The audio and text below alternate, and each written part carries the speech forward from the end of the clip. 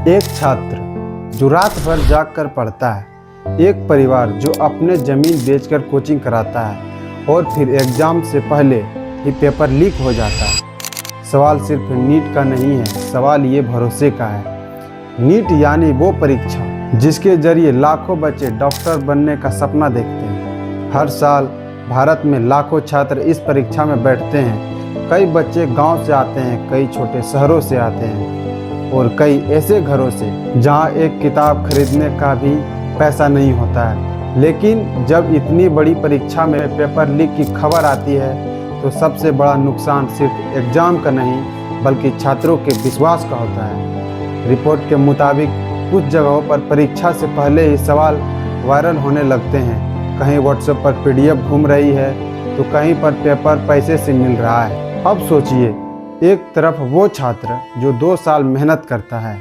दूसरी तरफ वो लोग जो पैसे देकर सिस्टम को खरीदने की कोशिश करते हैं। क्या ये मेहनत करने वाले के साथ धोखा नहीं है?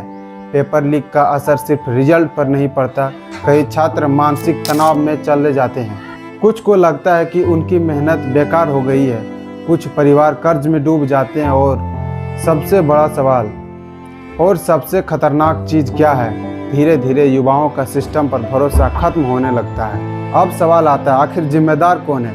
क्या सिर्फ पेपर लीक करने वाले लोग या फिर वो सिस्टम जो इतनी बड़ी परीक्षा को सुरक्षित नहीं रख पा रहे हैं? जब देश का भविष्य तय करने वाला एग्ज़ाम ही सुरक्षित नहीं रहेगा तो फिर छात्र किस पर भरोसा करेंगे? सिर्फ गुस्सा करने से कुछ नहीं बदलेगा। ज़रूरत है मजबूत सिस्टम की, एग्ज़ाम सिक्योरिटी की और मजबूत करना होगा डिजिटल ट्रैकिंग बढ़ानी होगी, दोषी को जल्दी और सख्त सजा देनी होगी और सबसे ज़रूरी छात्रों का भरोसा वापस जीतना होगा। क्योंकि नीट सिर्फ एक परीक्षा नहीं, ये लाखों सपने का नाम है।